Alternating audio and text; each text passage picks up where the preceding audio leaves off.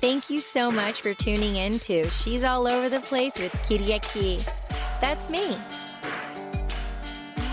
Welcome back. We have an epic episode for you today. The one and only Jeffrey Allard is president and founder of Indie Entertainment, a San Francisco-based film production company formed in 2002. Jeff has produced over 20 films, which in total has grossed over $250 million in worldwide sales. Jeff is most known for executive producing the Texas Chainsaw Massacre in 2003 and 2006, alongside Michael Bay, Transformers, and for the critically acclaimed family comedy PONG SUMMER, which starred Academy Award winner Susan Sarandon and premiered at the Sundance Film Festival before its theatrical release. Jeff is currently in post-production on Thirsty, starring Sung Kang, Fast and Furious, and Kyra Sedgwick, The Closer, and Consumed, starring Devon Sawa, Casper, and Final Destination, both of which will be released worldwide in 2023. He also produced The Alternate, which was released worldwide in 2022. Recently, Jeff produced a half dozen feature films, which include The Night, starring Shahab Hosseini from The Salesman, Academy Award for Best Foreign Language Film, which IFC acquired for theatrical release in 2021 and became the first U.S. production to play theatrically in Iran since the Iranian Revolution. Prior to founding his production company, Indie Entertainment, in 2002, Jeff served as Chief Operating Officer of Bay View's Capital Commercial Leasing Operations, $5 billion NYSE-listed company acquired by U.S. Bancorp, and held executive positions in the corporate finance industry for over 18 years. Jeff holds a BA from UC Berkeley. Jeff, it's such an honor. Thank you so much for joining me. How are you? I'm very good, and thanks for having me, Katie. Appreciate it. Yeah, my pleasure. I mean, you just got done wrapping up a film. That was really exciting, and it's Women Empowerment Month this month. It was a female director, right, who directed the last picture? It was. Her name's Emily App. Her first picture premiered at Sundance a few years back and went theatrical after Sundance. So this is her second feature film. It's a completely female-driven film. I think I was the only male producer on the project. I was honored to be on there. We just wrapped a few days before Christmas, and we've already hopped in the post, and we're excited about our prospects. Great, great. Congratulations. A big, huge congratulations. That's so cool. Let's kind of circle back, rewind, and let's talk about how you got into film producing. You bet. So I started my career 18 years in banking and finance, and I really enjoyed what I was doing. My last position was COO of a publicly traded asset-based lender, and we got bought out by another bank, U.S. Bancorp. They shut my division down. So basically, I was without a job, and I happened to be friends at the time. A college buddy of mine, Mike Fleiss, created the Bachelor TV series, and he reached out to me, said, let's do movies together. And he was just starting The Bachelor. And he wasn't sure how well it was going to do, and he always wanted to do movies. And he reached out and said, hey, let's do something together. You can help finance it, structure the deal, bring in capital. I've got all the contacts in Hollywood. Yeah, I was kind of naive about it. I said, sure, that'd be fun. Who wouldn't want to make movies? And we looked at a bunch of scripts, and I said, it would be great if we could do something that has some franchise value, something that people would recognize, and that's easier said than done. But he happened to know the rights owners and the original creators of the Texas Chainsaw Massacre. This was back in 2002, so he introduced me to them. It took me about a year to gain their confidence. I befriended those guys, Toby Hooper and Kim Henkel. Are they in Texas? They are in Texas. Yeah. They're UTA teachers. Kim was at least. Toby, recently passed away a few years ago. Yeah, it was sad, but he's a classic horror director.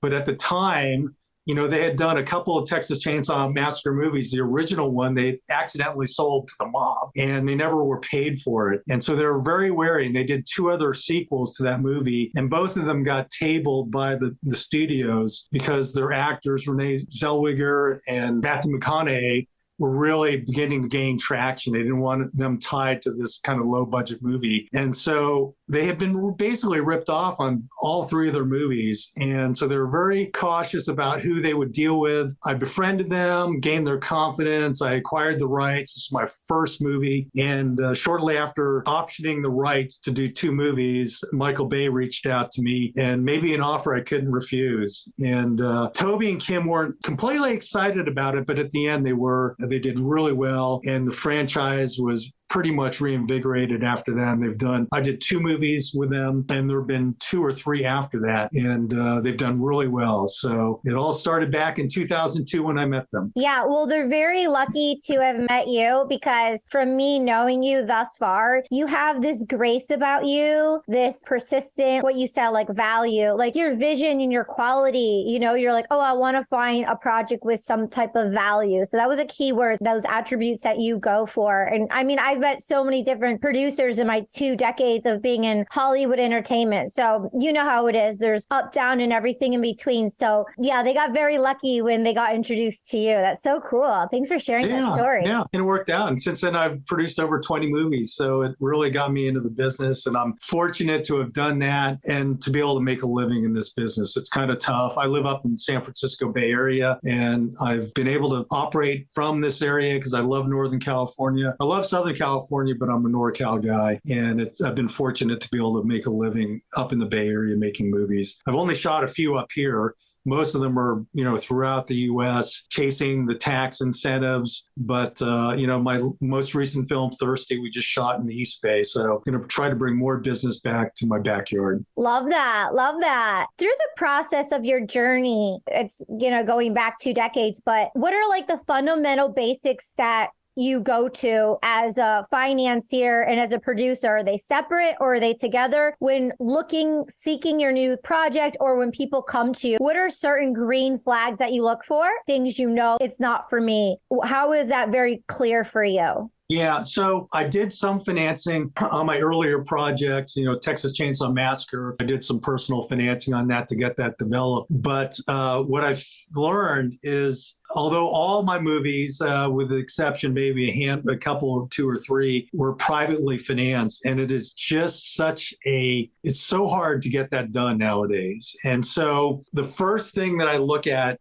movies now, and it's been quite a while since I've been doing this, is making sure there's some sort of financing attached to it. I won't bring the money to the deal, but I will help close the deal since I have a banking background, and as well, a track record of making a number of films that have all been completed on time, on budget, and on schedule, and have been released. So I'm good at closing the deals, but bringing money to the table is the hardest part of making movies. And so that's the first thing I look for, is to see what type of financing they have, whether it's partially or fully funded. Then I'll get involved. And typically, I'm really good at taking even a partially financed movie and helping them bring in more capital, helping them structure the deal to get it done, even whether it's a combination of equity or debt.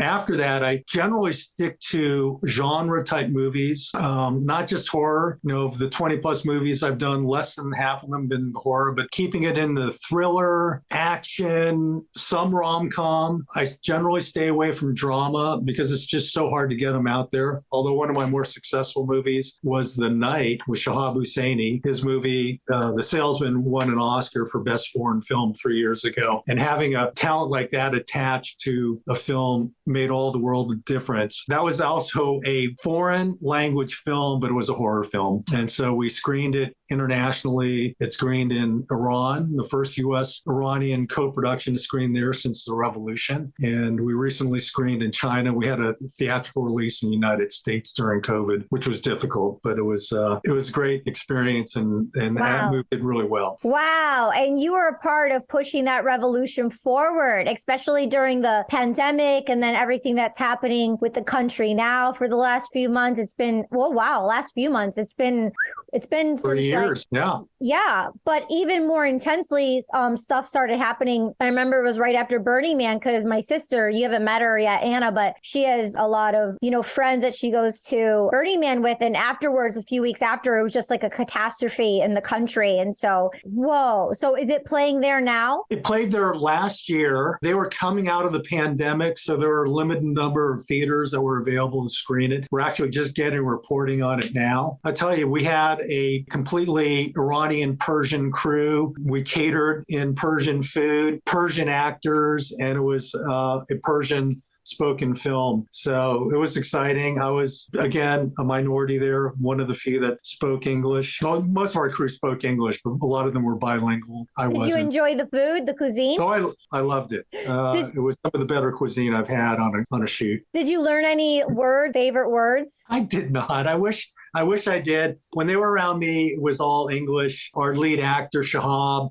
spoke broken English, but he made every attempt to speak English to me. And that's one language I really just had little knowledge of. And getting into it, it's really hard to pick up. It's not Latin-based, so it was difficult for me to understand. And at this point in your career, does everything just come to you just by your network and word of mouth, and someone gives a referral and it comes to you? Or do you get pleasure and kind of seek sometimes out for projects outside of your comfort zone? I'm fortunate enough that projects come to me. Some are outside of my comfort zone, but they all come to me. So shortly after I wrapped Thirsty in December, right at Christmas, like on the 22nd, I had 3 projects land on my desk. All of them were funded. So I'm sorting through those right now because I'm in post-production on 2 other movies, Thirsty and Consumed with Devon Sawa, which is a creature feature I shot in New Jersey. And we're releasing that later this year. XYZ Films picked us up as our sales rep. So we're really just starting the festival circuit, and we're just starting to submit now. But I was fortunate enough, to have 3 films land on my desk. I've got another one that another producer that's reaching out to me on another project.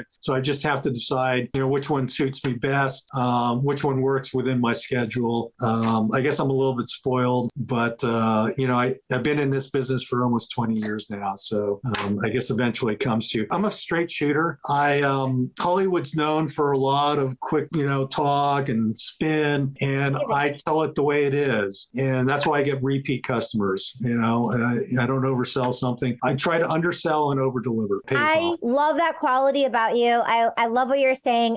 But you do it in such a ethical, graceful way. Like you're just like really calm about it. Like know thyself. Like you're just so secure within your own choices. It's making sure you're taking care of yourself and creating healthy boundaries. Are there some tips or tools that you learned along the way personally for you to then ultimately have success? Mentors of things that people have taught you along the way, or a book or 2 that really gave you certain principles and disciplines to live by? So I would say my business background in banking gave me all the tools that I needed to be successful in film. What I've noticed is I'm around a lot of people that are super creative. There's a plethora of creativity in the filmmaking business. There is lacking of business people, and that's what I bring to the table. So when I structured deals in banking and finance companies and hired people within my organization and built up an organization, it's very similar to building up a film production. You have a concept, you raise capital, you hire people, you treat them well. It's really important to treat everyone well on set or even offset. And that's what gets me repeat business as well. But my skill sets from the banking side of the business really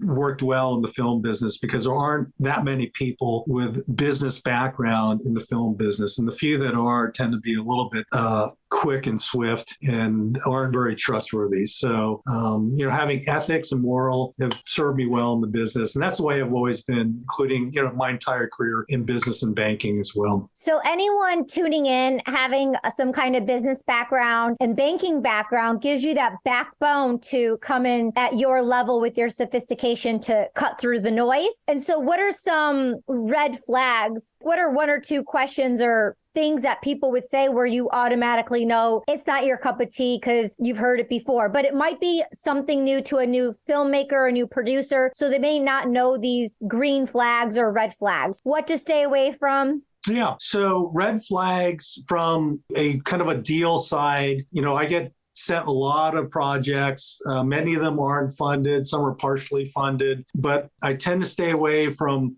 producers or projects where they are doing a super hard sell on the project in terms of how much money the investors are going to make and how much money everyone's going to make, because that's far from the truth. Of the majority of all my films that I've made, I've gotten money back but the majority of the films don't recoup all the money. And when I have a guy pitching me that we're all going to make tons of money on something and pitching investors that way, that's a huge red flag. And I stay away from those guys. I deal with guys that are, morals and ethics at any level, that's what's most important. And those are the people I want to work with. And those are the people I've always worked with. And that's why I tend to work with the same directors and producers time and time again. So who you are is what's most important. And you can kind of see through people when they're pitching something, how they pitch it, the manner in which they pitch it, whether they're truthfully pitching it, whether they really have the attachments they're talking about. And that's probably the number one criteria.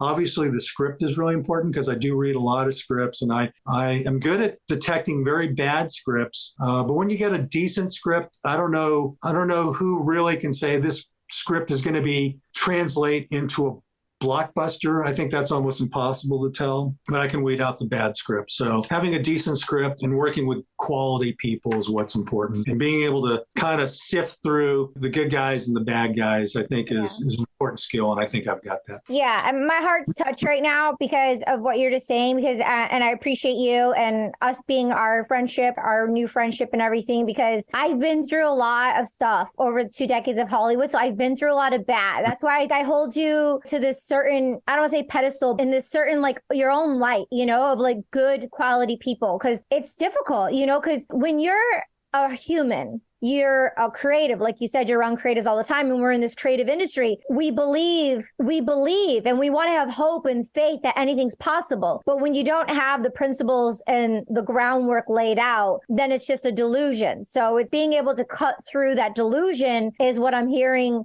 that you're saying in such a way. So how to read if that's a delusion or not, right? If over-promising, you don't want to pop someone's balloon from being so enthusiastic about these are the possibilities. But when they're spitting out certain things that just aren't it just shows their lack of education. And it can lead people astray, and you need to be able to check in with yourself. It sounds like you're pretty on par with doing that, checking in with yourself and communicating with people. So if something does happen, how do you ethically, in a calm, compassionate way, communicate, not someone in particular, just a situation maybe? Like, how do you communicate that, like, not on set, but offset? Because a lot of times there's that art of communication. It's hard to express certain things, especially when you're in a creative mode, to get your point across without, doing that other thing that most people do and they don't know how to do. And then all of the relations blow up and it's like a one-off kind of thing. So you said you work with the same people over and over. So how do you healthy communicate with these people when something's not right? Right. I do work with a lot of the same directors and producers. I've done multiple movies with several people. And firstly, you get to know them. And I'm actually friends now with many of the actors I've worked with who I've, casted several times in my movies. You're one of my friends, but my producing friends, my directing friends, you get to know them and you can talk straight. They know my style. So I don't really need to get upset. I can just voice my opinion. And a lot of times I'll tell them, this is just my opinion. I could be wrong, but this is how I feel. This is what I believe. And, take it as you will. But, people trust me and they know I'm a straight shooter. So I rarely get into those conflicts, sometimes with newer people, but it's not a conflict. To me, life is more important than anything we're doing on set. And I treat everyone, very professionally and very respectfully. And I think it comes across. So I'll say, hey, this is what I think. This is what I believe. This is what I think we might be doing wrong. This is where I think we can do it better. And people listen. Sometimes they don't, but it doesn't create conflict. Yeah.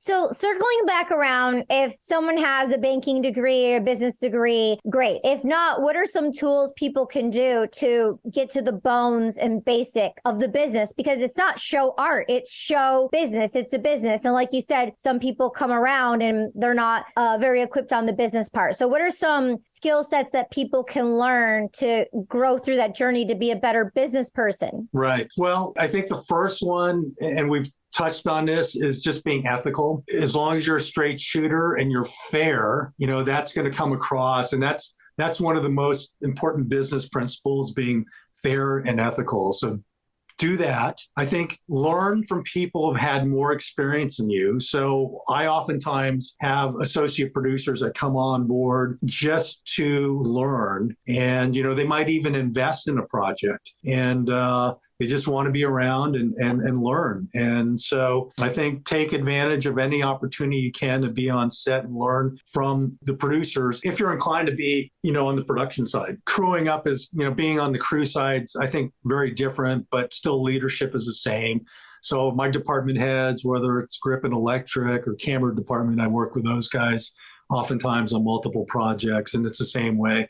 I look for guys who are straight shooters, who are good to their people, who are honest, and, aren't trying to cut corners and say what they do. Learn from good people and get as much experience on set as possible. Yeah. Is there a book or two that you would recommend for someone? I read a lot of the trade publications, but that's just kind of giving you news of what's going on. I did read one book before I negotiated the deal for the Texas Chainsaw Massacre, and I had no attorneys involved. CAA represented my business producing partner, and they wanted nothing to do with it. They said, this isn't going to happen. This is bullshit. So when I was working with Toby Hooper and Kim Henkel, they were actually in a lawsuit. I had to settle out the lawsuit between them. That was kind of the deal they proposed to me. I worked with both of their attorneys. Their attorneys really kind of gave me good advice and walked me through the contract process. But I read some movie making 101 book, on a trip to Hawaii once. And I was with a buddy. He goes, what are you reading? He goes, well, this is a book that explains how to negotiate and structure deals in film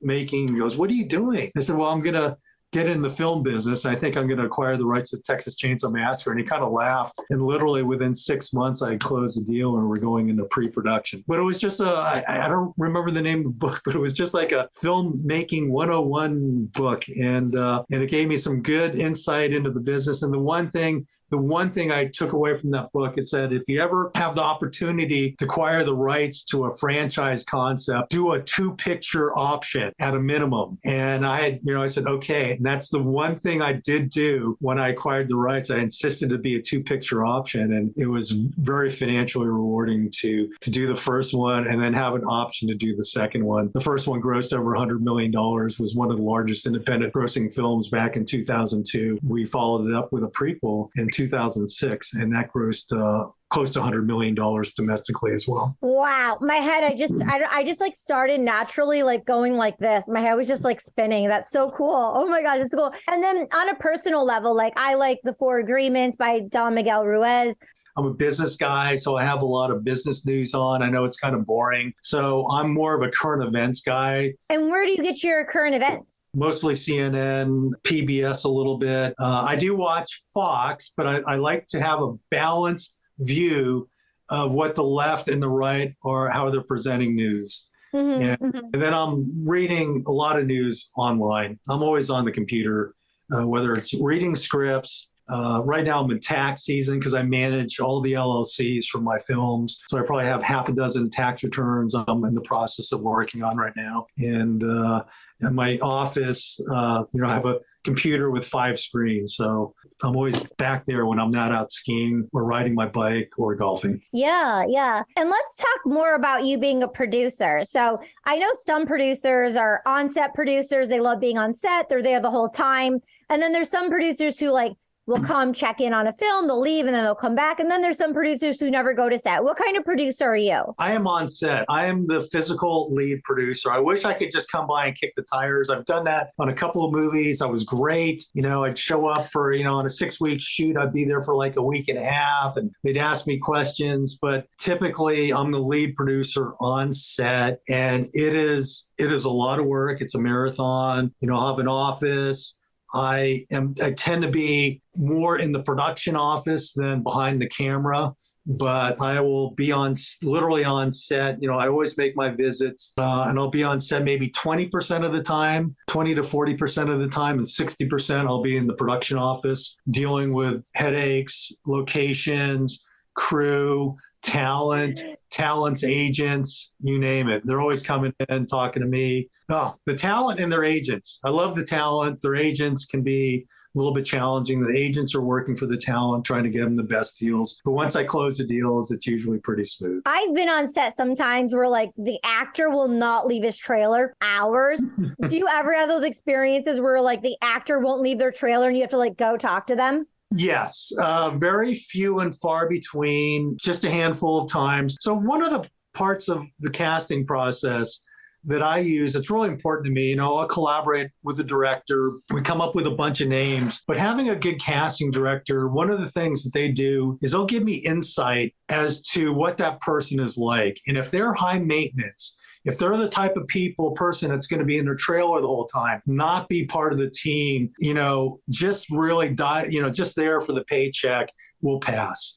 And so I've been fortunate enough in most cases, the majority of my cases, we've had, all the actors have been team players, kind of hanging out with the crew, obviously taking their time in their trailers to rest and to focus and rehearse.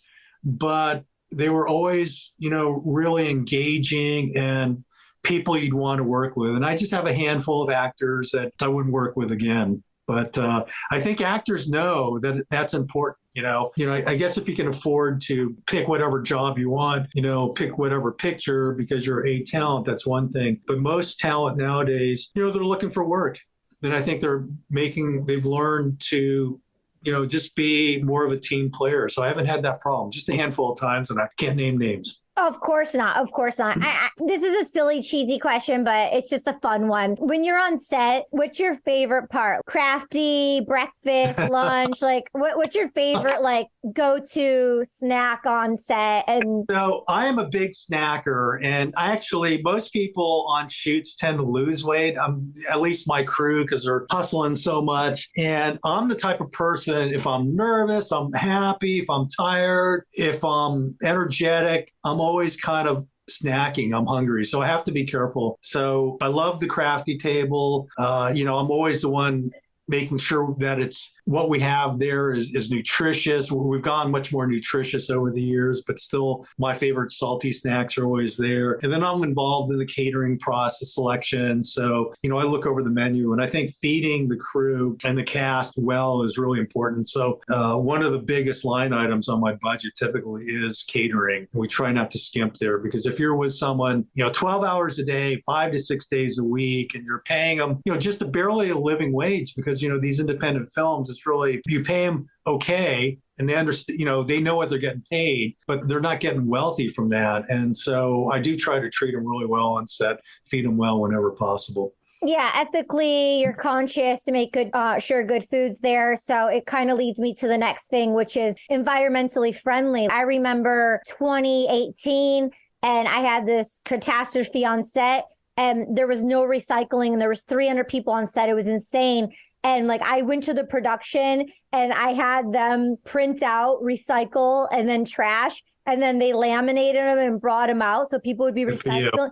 Yeah, because they weren't doing it. And as a producer, and I'm being conscious of the earth, and I was at the Emmas actually, and I saw Jaden Smith, and I went up to him and we were talking about it. And I'm like, yo, can you say something? Can your dad say something? They're not going to listen to me, but they're going to listen to you. And then I was just watching the SAG Awards, and they made an announcement about teaming up with a company environmentally. And so everyone at the tables at the SAG Awards and moving forward on sets, they're having recyclable bottles and glass bottles and being mindful of plastic. So I thought that was really, really evolved and cool. And I'm sure you're already like that on your sets. Yes, that's come a long ways, but definitely the past 5, 6, 7, even longer than that. The Bay Area has been very, trend setting in recycling. And so I've grown up in the Bay Area. So we've always had recycling bins. Some of our crew gifts are like water bottles, and we have big jugs of water because everyone's drinking water. It's really important to do that. And so it's super important. We try to buy in bulk. And then all of a sudden when, COVID happened, you couldn't do that. So that was kind of a setback for the recycling side of our business, because everything had to be individually packaged. We're going back now a little bit to more bulk stuff, buffet meals instead of individually packaged meals. But yeah, that's always been important to us. And the people I work with, they're all very recycling minded. And so, that's part of our protocol. Love that. Love that. Thanks for sharing. Let's talk more about your actual duties as a producer. So what do you do as a producer? Sure. So I'm the first guy on a project and the last guy to leave. So my duties, since I have business background, I will actually set up the special purpose entity, the LLC or the company. I will help set up the offering document and partnership agreement so that when investors come in, they actually have a stake in the movie. Bring in the money, kind of manage the money as it comes in, including setting up the checking account, the escrow accounts. So once that's all done, then we go into pre-production. And I'll be there with the director, and we'll actually start looking at, we'll go through the script first. We'll break it down. We'll have a schedule made. I'll have a budget created out of that. Oftentimes I do the budgeting as well. Next, we go to casting. We will actually noodle on ideas of who would be ideal for the roles for each, specific part. And then we start casting. Let's hold the phone right there because casting's huge. There's so many different kinds of casting directors. And some are probably the go-to ones that you trust, that you go back to from what I'm hearing about how you operate. There's so many different kinds of casting directors. So do casting directors reach out to you to say, hey, this is my work. Would you like you to consider me in the near future? Like, do you put it out to a couple different casting directors and then do they come up with a proposal? Like, how do you decide the casting director before you start actually working with the casting director? Right. So just like any other department heads, there's some guys that I go back to or gals that I go back to.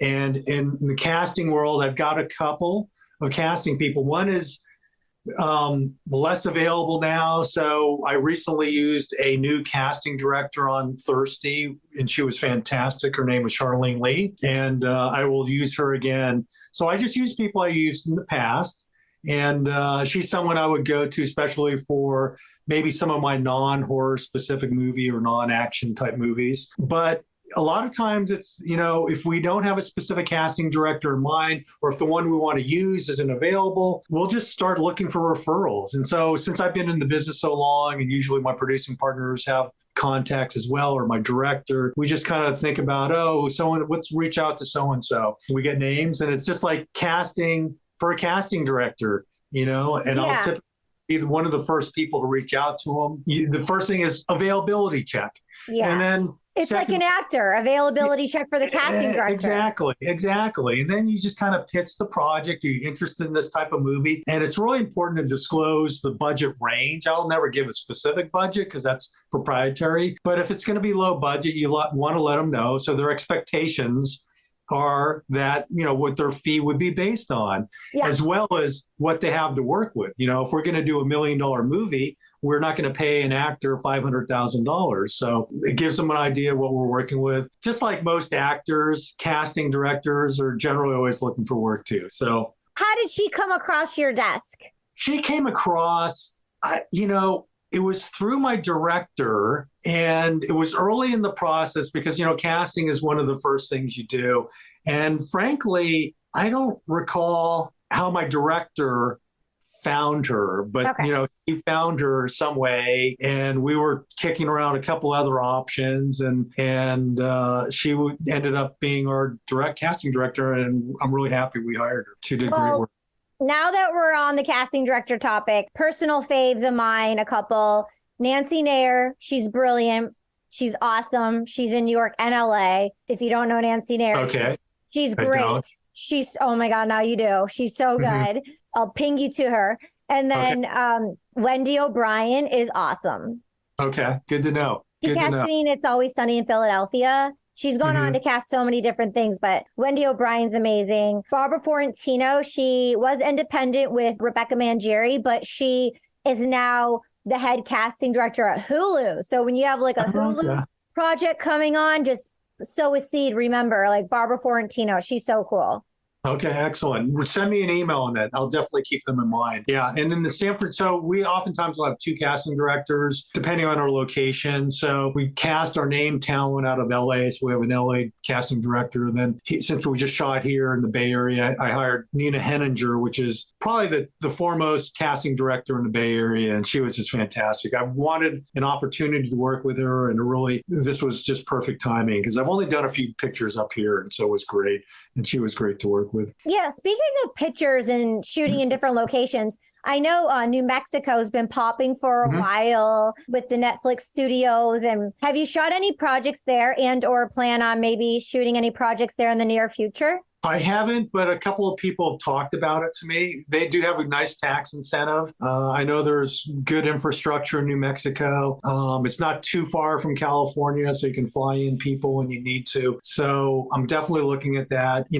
So locations are a function of two things. What is the setting of your shoot, And then secondly, the tax incentives. And New Mexico definitely has that. So I just shot a movie in New Jersey, and we went there specifically for both those reasons. It matched the script, but the incentive was fantastic. Where in New Jersey? We shot in Edison, New Jersey. I rented a warehouse. We got a great deal on it, converted it to a stage. And then we went up to the hills, Waiwayanda Park, and shot all of our exteriors in that area. So we shot 2.5 weeks outdoors, mosquito ridden. It was kind of rough, but I'm kind of sensitive to mosquitoes. So it wasn't, I hit out of base camp as often as I could. And then when we go buy a whole new wardrobe, probably. That's right. We had mosquito for the crew. So it was pretty crazy up there. You like going on runs? Were you able to enjoy any runs there? Because I know there's like water and beautiful land in New Jersey. So when I'm on set, when I'm shooting, unless I'm shooting in my backyard and I'm living at home, my days are, I don't get my typical routine in. I'm working 5 days a week minimum on the shoot. I'm first in, last out. So it's 14-hour days for me. Weekends, I'm prepping for the week. So I'm kind of like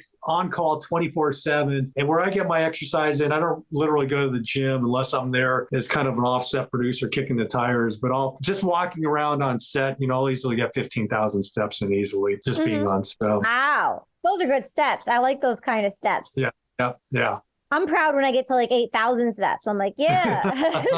Yeah, 15,000. That's a lot of running around set. Wow. Yeah. Well, you're getting paid to work out. That's right. And I like to interface with people directly. And, it's so much the communicating one-on-one.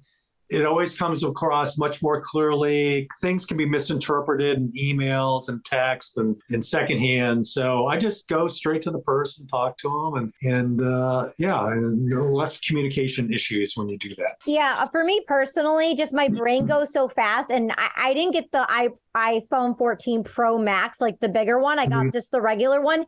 But my thumbs, they just go so fast, and I'm always hitting the wrong buttons. So I'm always getting frustrated. But I prefer just like the voice memos, because then you hear the tonality in someone's voice. Yes. It's clear to the point. So, I mean, it's a tool. So I try not to lean into it because there could be so much miscommunication on the text messages. You bet. And people are starting to do that with me. I'm going to start using that more often. I thought that was strange at first, but I do get that now. So. Yeah. Because then they're hearing your voice. So like you said, you're a straight shooter. So it's like, boom. And they're like, oh, I got it. It lands. Yeah. You'll land. Yeah. Very cool. And then by chance, have you done any films in Atlanta with the tax incentives or any coming up there? No, I looked at one. I almost did one in Atlanta. It was a smaller movie. It was under 1 million. And, you have to weigh the benefits of being in a different state and flying some people out there versus what are you going to get savings wise. So I've not shot in Georgia yet. I've shot in Kentucky, which wasn't great, but it was actually pretty fun. But in which month? It was around Thanksgiving. As long as you didn't say August, because I did a cross-country race there one time in August, like uphill. It is so high. It was like the most brutal race I ever ran in my life. Yeah, I can imagine. We were in Mayfield, Kentucky, which is a tiny, tiny little town. We spent like 6 weeks there. The weather was decent, just not a lot to do. And What were you shooting there? we shot a movie called Starlight with Scout Taylor-Compton, and it was just a supernatural thriller. Came out about 3.5 years ago, and I did it because we had some contacts out there, some investors out there. We got locations. If locations are so expensive, so if you have an in to a great location, that is very, very valuable. So that's like one of the top things. If you can get a good location, I've had scripts written around locations because I said, hey, we can get this super cheap. And that was one of the situations we had. And then we also got the last tax credit there. We got about a third of our budget back in cash. That was really nice. Yeah. Well, it's percolating now. I'm just sowing the seed because I'm manifesting it, but I have an amazing location. It's state of the art, never seen before. Like, it's just creme de la creme, beautiful. And if it would have to be boutique, it would have to be something very small. It couldn't be like a whole production. It's like too much. They actually shot parts of The Wolf of Wall Street at this location I'm talking about. And the scene where Leonardo DiCaprio is getting out of the limo when he's with the wife that he's cheating on, and she slaps him. She's like, get out of here. And she's all drunk. He gets like knocked out of the limo. That was one of the scenes, but I was able to like watch the whole thing happen. But yeah, so we'll talk about it later. But if you happen to have any projects in the pipeline for that needs these kind of aesthetics and set locations, because it's so massive. So speaking of, because I wanted to ask you before, circling back around, as a producer, and then you do the line producing of the budget and then the other stuff that you mentioned, how is it with locations? Do you have a location scout and you go with them? Do you hire them locally, or like, do you do that as well? We a little bit of both. So I've done a little bit of location scouting, but I don't scout it out. I will show up later with the director once it's been sourced, and we'll vet it. We'll do a tech scout, and I'll be there during that process. There are a couple of times where we've brainstormed or we're shooting out of state, and I'll reach out to the local film commission and they'll get me locations, pictures, or links to locations. I'll share it with the director. We'll look at them together. But in general, I've learned the value of a location manager and a location scout, because on my earlier projects, which are very low budget, sub $500,000, our team would do that. And I know how to secure the location, do all the contracts and what needs to be done and the permitting, but it's really valuable to have someone full-time doing that for you. So, we get involved in speccing out locations, determining whether or not we want to shoot there, but having someone who's local looking for you is invaluable. So what is the difference? You said the difference. What is the difference between the two? Well, the manager and the scout, the manager will typically do all the legal documentation, negotiate the deal, and is at a little bit of a higher level. He's the department head of location.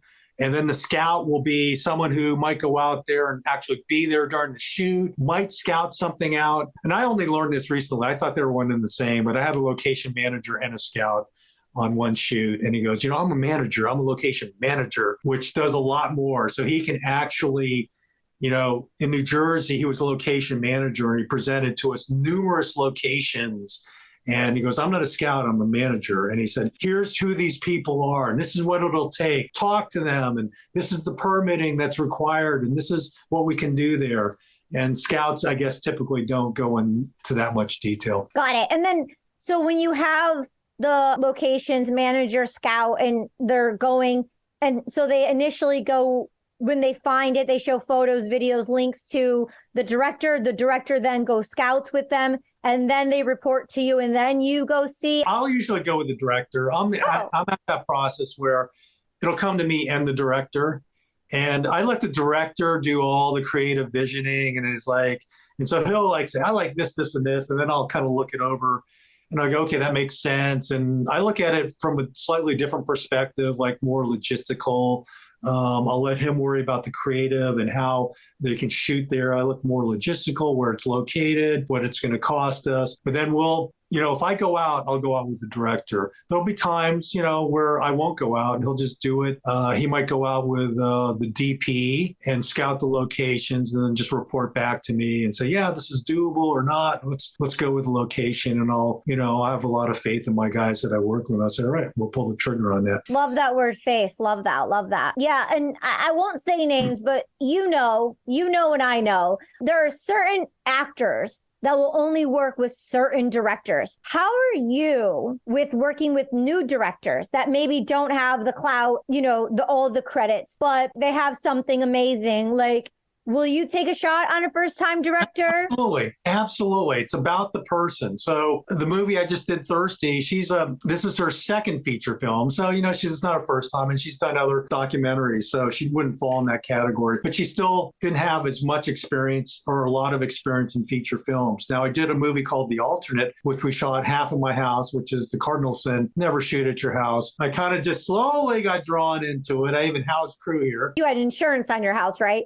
I have insurance, but boy, it was just, oh my gosh. And don't ever do that again. But it was, it was in hindsight, it was fine. And we had a great movie. That was a first-time director. So he's a quality guy. He's someone I said I could work with this guy. And since then, he's worked on 2 of my other movies as an editor or assistant editor or conform and color. So, and we're going to work on other projects together. We're kind of pitching some other movies we've been pitched on. I've got a financier, producer looking for our next project. So yeah, I've worked with first-time directors a couple of times, several times, and it's about the person. You don't always. Some are better. At the end of the day, you could go, well, okay, it wasn't bad, it wasn't great, but I've never regretted it. I just want to say, when you said that, there's just this burst of energy that went through my body, because we have these scripts in our head all the time, and this is a certain precedence or this is a certain standard. And when you're around certain people, sometimes bad people, and they're like, they have, this is the lens of red or this is the lens of Hollywood, and you think that's the way it's done. Thank you, because you just broke some kind of illusionary mold. That's not so, where I was holding grudges and basing knowings and judgments based off of this one sector when I was like around producing a lot. It was that very thing of not giving a director a first shot, not giving any filmmaker or actor and producer and aspiring filmmaker to hear there's wonderful people like you who actually will take a risk on a first-time director, because first-time directors really get the shaft. It's like an act catch-22.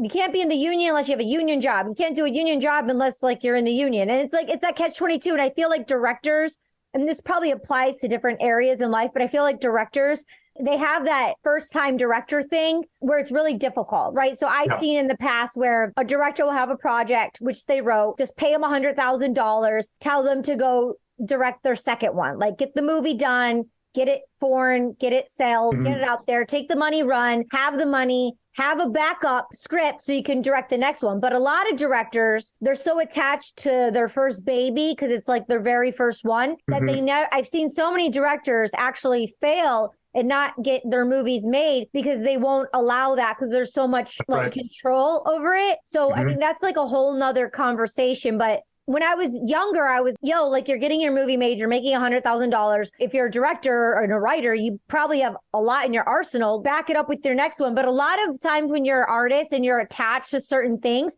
you don't have that business mindset or that foresight because you're in the creative illusion land and you don't know the business of movies.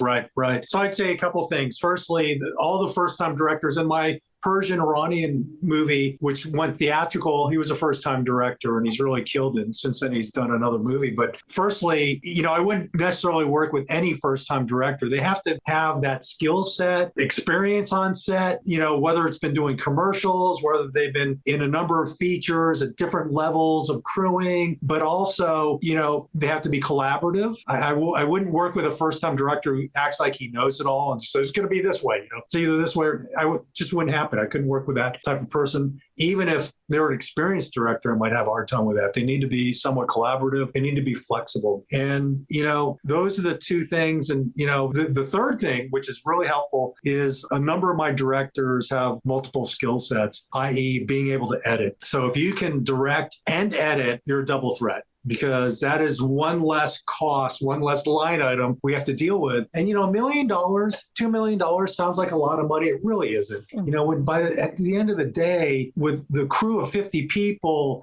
4 to 5 weeks of shooting, all the equipment rentals, putting everyone up, paying the talent, there isn't a lot left over. And if you can save a few bucks, $20,000, $30,000 on an editing or on an editor, because your director is going to do both and you're getting a twofer, that's huge, and editors that have background in photography is good. Not that they're going to be the DP, but that's really a positive thing. So they understand how the camera works and they don't have to learn about it, and they, are seamless with their DP. So yeah. Wow. Those are gems, dropping gems over here. Thank you so much. I love that.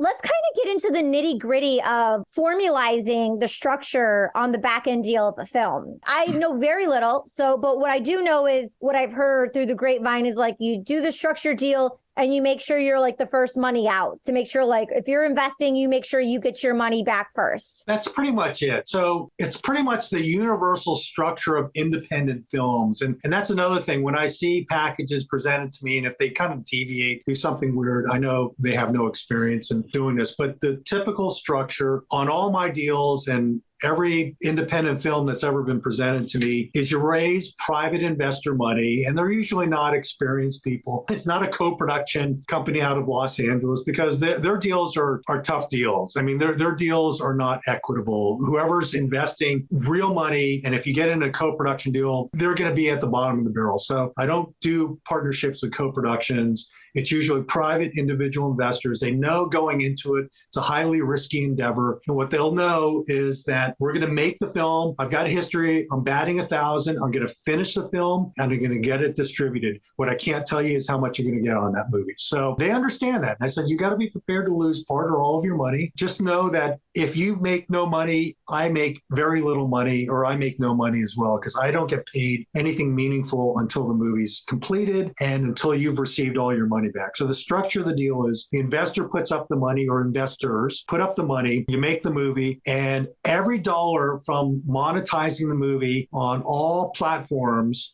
day one, flow through the LLC. And, there's nominal LLC expenses, paying the CPA, paying your taxes. But after that, it flows through to the investor until he recoups all of his money. And once he recoups all of his money, and typically then you put in a premium, so you recoup 100% plus a 10% premium. After that, you split the profits 50-50. So once you as an investor get all your money back and a little then some, then not me just as the producer, but me, the director, the writer, the talent, on my Thirsty movie, all of our, majority of our talent got back end points. Department heads, some of them got points, producers, directors. And, at the end of the day, there's like 2-3 points per person. So they don't get any of that back end until the investor receives all of his money back. So if you do a movie for $1 million and you recoup and you monetize it and see 2 million, and say the investor's only in first position for the first million, he gets the first million, and then the investor will get half of the second million. And then the creative participants will share in the other half of that $1 million. That's how the deals are structured, 99% of them. Mm-hmm. Wow. Thank you so much. Wow. For making that. It's going to be a very valuable for, me and for the person tuning in. I really appreciate that. Mm-hmm. So, you are invited on She's All Over the Place, like every time, anytime. And you're the female director of the new film. Would love to have her on. Whenever she's ready, we'll talk about. Yeah, that would be great. Yes. So what are some exciting projects that you have coming up? So I'm still in post on 2 of my movies. One we just not locked picture, but we just delivered it to our distributor. So that's been taking a lot of my time. Can you say who the distributor is? Yeah, so we sold it. Our sales agent is XYZ Films. You mentioned that. Yeah, they're pretty well known, independent, do elevated genre movies. And so we're now in the process of submitting it to film festivals, which is the best way to kind of get your film out there, get it known, get a free buzz. And then distributors will actually come and see the movie, hopefully at one of the major festivals. And then, if you get into a major festival, the price point of a film goes up, several fold versus not getting into a festival, a major. Speaking of major festivals, do you only submit to major festivals? No, I submit to all of them, but we set the bar for one of the top: Sundance, South by Southwest, Tribeca, Berlin, Toronto, Cannes. So you try for those. And then if you don't get into one of those, because those are premier only festivals anyways, we go for that. And if we don't get into one of those majors, then we'll go into the second tier festivals, which there are quite a few. And what's the best month or two to be submitting to the premier ones? So they mostly screen in November through May. And so you want to be submitting in the end of the summer. You want your film ready by the end of the summer. Yeah, I have a personal project. I told you about it. You know about it. You were cheering me. You were cheering me on. Like, this is a whole nother podcast. We could tell stories later, but yes. But like, you supported me. It was just your words and your encouragement. Like, you were so calm about it. But real short, just because sometimes it's better not to talk about what you're doing. It's just better to execute, and because when you go and you mention outside yourself, you're going to get outside information that's just you don't know. But there were some people, but also I was like going through a lot. So I was just healthy kind of communicating because I was like by myself going through all these things. It was happening so fast. But there are people who they're like, oh, I'm a filmmaker. I'm a director. Trust me, don't do it.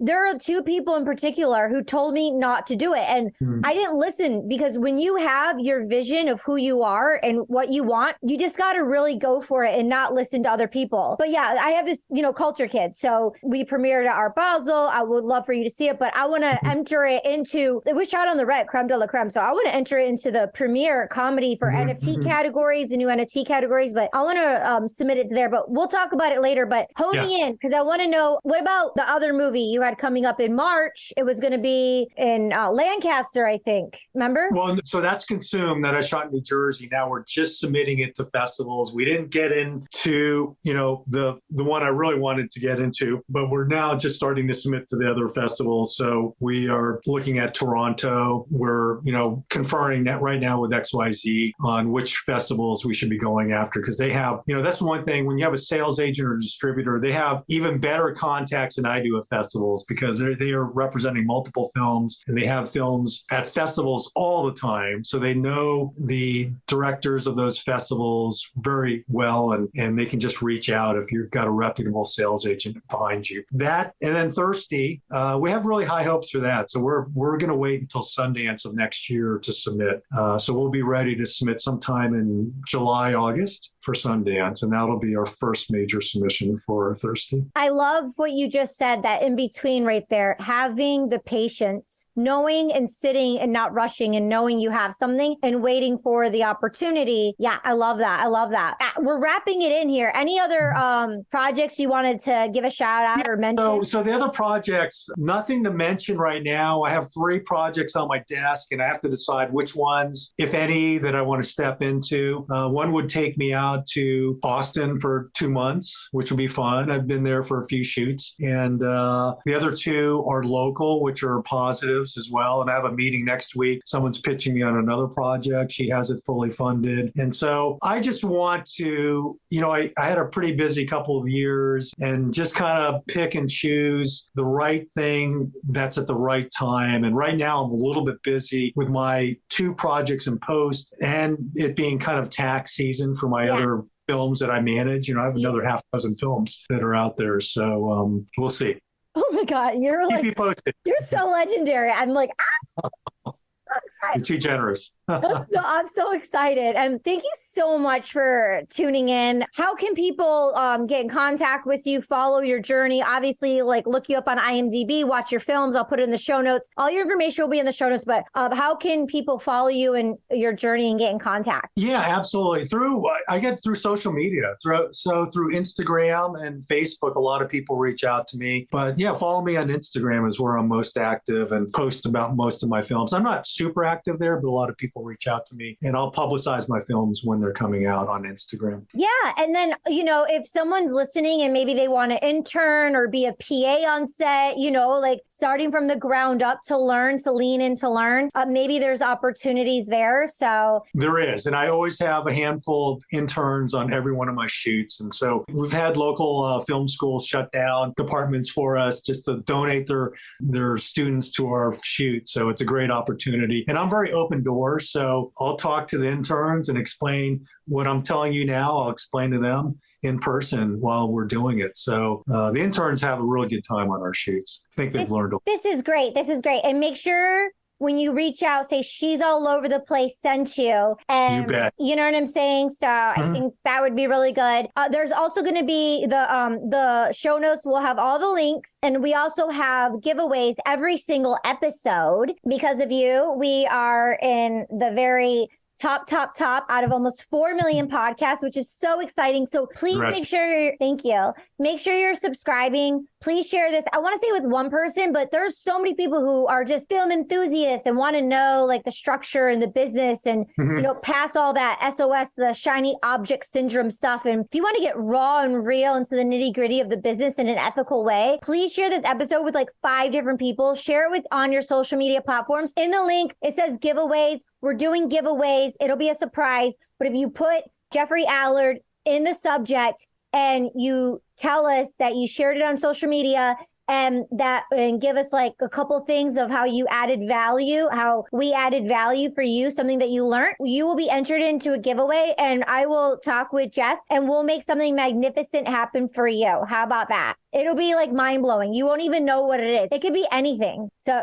yeah, I mean, Jeff probably has his own ideas, but maybe his next movie, he gets an autograph from the director or one of the stars. Maybe you can visit the set. Maybe you can have lunch with him or something like that. It depends where he is in the world. You know what I'm saying? But it depends where you are in the world. But this is evergreen, ongoing. Even if you hear this episode 4 years from now, we're doing giveaways all the time, more and more rapidly. So make sure you're liking, subscribing, and sharing this with at least 5 different people. Thank you so much for tuning in. Jeffrey Allard, thank you so much. I appreciate you. Thank you, Katie. I enjoyed this. Let's do it again.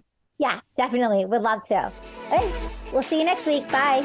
Thank you so much for joining us. We'll see you next time. Katie, over and out.